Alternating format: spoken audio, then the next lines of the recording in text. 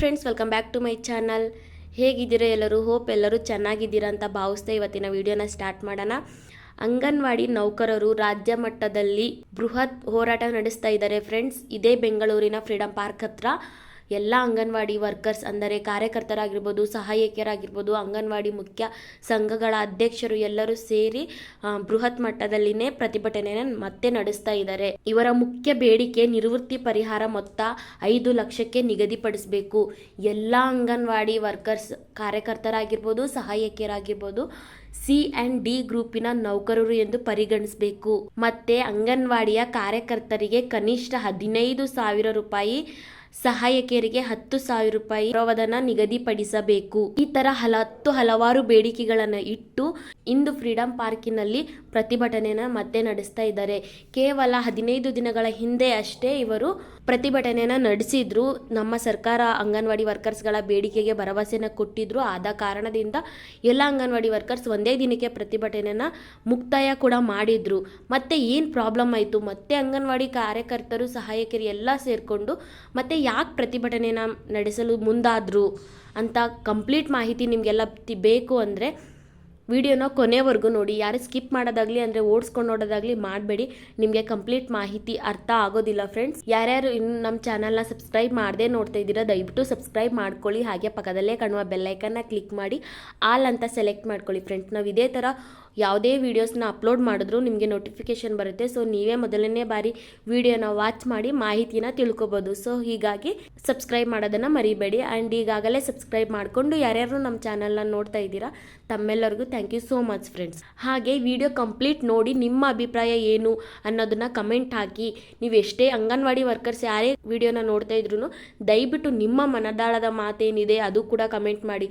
ಯಾಕಂದರೆ ನೀವು ಎಷ್ಟೇ ಪ್ರತಿಭಟನೆ ಮಾಡಿದ್ರು ಸರ್ಕಾರಕ್ಕೆ ತಲುಪ್ತಾ ಇಲ್ಲ. ಎಲ್ಲ ಅಂಗನವಾಡಿ ವರ್ಕರ್ಸ್ಗಳು ಈಗ ಸಿದ್ಧರಾಗಿದ್ದಾರೆ. ಎಲ್ಲರೂ ಒಗ್ಗಟ್ಟಾಗಬೇಕು. ನಮ್ಮ ಸರ್ಕಾರಕ್ಕೆ ನಮ್ಮ ಕೂಗು ತಲುಪೋವರೆಗೂ ಪ್ರತಿಭಟನೆಯನ್ನು ನಿಲ್ಲಿಸಬಾರ್ದು ಅನ್ನೋ ರೀತಿಲಿ ಎಲ್ಲ ಅಂಗನವಾಡಿ ವರ್ಕರ್ಸ್ ಸಜ್ಜಾಗಿದ್ದಾರೆ. ಸೊ ಅದೇ ರೀತಿ ಯಾರ್ಯಾರು ವಿಡಿಯೋನ ನೋಡ್ತಾ ಇದ್ದೀರಾ ನಿಮ್ಮ ಅಭಿಪ್ರಾಯ ಏನೇ ಇದ್ರೂ ಕಮೆಂಟ್ ಮೂಲಕ ತಿಳಿಸಿ. ನಿಮ್ಮ ಕಮೆಂಟ್ ಕೂಡ ಸರ್ಕಾರಕ್ಕೆ ತಲುಪುತ್ತೆ ಅಂತಲೇ ಹೇಳ್ಬೋದು. ಸೊ ಕಮೆಂಟ್ ಮಾಡೋದನ್ನು ಮರಿಬೇಡಿ, ಕಂಪ್ಲೀಟ್ ವಿಡಿಯೋ ಕೂಡ ನೋಡಿ. ಸೊ ಎಲ್ಲ ಅಂಗನವಾಡಿ ವರ್ಕರ್ಸ್ ಅಂದರೆ ಸಹಾಯಕಿಯರಾಗಿರ್ಬೋದು, ಕಾರ್ಯಕರ್ತರಾಗಿರ್ಬೋದು ಮೊನ್ನೆ ಫೆಬ್ರವರಿ 3ನೇ ತಾರೀಕು ಅಷ್ಟೇ ಸೋಮವಾರದಂದು ಕೂಡ ಪ್ರತಿಭಟನೆಯನ್ನು ನಡೆಸಿದ್ರು. ಅವಾಗೂ ಕೂಡ ತುಂಬ ಬೇಡಿಕೆಗಳಿತ್ತು. ಗೌರವಧನ ಬಗ್ಗೆ ಆಗಿರ್ಬೋದು, ಸರ್ಕಾರಿ ನೌಕರರು ಎಂದು ಪರಿಗಣಿಸಬೇಕು ಅಂತ ಹಲವಾರು ಬೇಡಿಕೆಗಳಿಂದನೇ ಪ್ರತಿಭಟನೆ ನಡೆಸಿದ್ರು. ಈ ಸರ್ಕಾರದ ಸಚಿವರಿಂದಲೇ ಎಲ್ಲ ಅಂಗನವಾಡಿ ವರ್ಕರ್ಸ್ಗಳಿಗೆ ಒಂದು ಮನದಟ್ಟುವಂತಹ ಭರವಸೆನ ನೀಡಿತು ನಮ್ಮ ಸರ್ಕಾರ. ಆದ ಕಾರಣದಿಂದ ಅವರ ಪ್ರತಿಭಟನೆಯನ್ನು ಒಂದೇ ದಿನಕ್ಕೆ ಮುಕ್ತಾಯ ಮಾಡಿದ್ರು.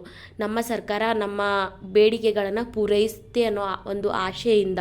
ಸೊ ಆದರೆ ಯಾವುದೇ ಥರ ಇವರು ಎಷ್ಟೇ ಅಂಗನವಾಡಿ ವರ್ಕರ್ಸ್ಗಳೆಲ್ಲ ಸೇರಿ ಪ್ರತಿಭಟನೆ ನಡೆಸೋದು ಇದು 3ನೇ ಬಾರಿ ಅಂತಲೇ ಹೇಳ್ಬೋದು. ಸೊ ಅವ್ರು ಭರವಸೆ ಕೊಡ್ತಾರೆ, ಇವರು ಪ್ರತಿಭಟನೆಯನ್ನು ನಿಲ್ಲಿಸ್ತಾರೆ. ಆದರೆ ಯಾವುದೇ ರೀತಿ ಅವರು ನುಡಿದಂತೆ ನಡ್ಕೋತಾ ಇಲ್ಲ ನಮ್ಮ ಸರ್ಕಾರ. ಅಂಗನವಾಡಿ ವರ್ಕರ್ಸ್ಗಳ ಕೂಗು ನಮ್ಮ ಸರ್ಕಾರಕ್ಕೆ ಕೇಳಿಸ್ತಾನೇ ಇಲ್ಲ ಅನ್ನೋದು ಎಲ್ಲ ಅಂಗನವಾಡಿ ವರ್ಕರ್ಸ್ಗಳ ಒಂದು ಮಾತು.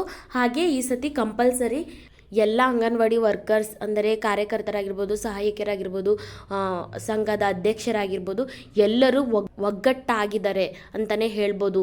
ಸರ್ಕಾರ ಆದೇಶ ಕೊಡೋವರೆಗೂ ಪ್ರತಿಭಟನೆಯನ್ನು ನಿಲ್ಲಿಸೋದು ಬೇಡ ಅನ್ನೋ ರೀತಿಲಿ ಎಲ್ಲರೂ ಸಜ್ಜಾಗಿದ್ದಾರೆ ಅಂತಲೇ ಹೇಳ್ಬೋದು.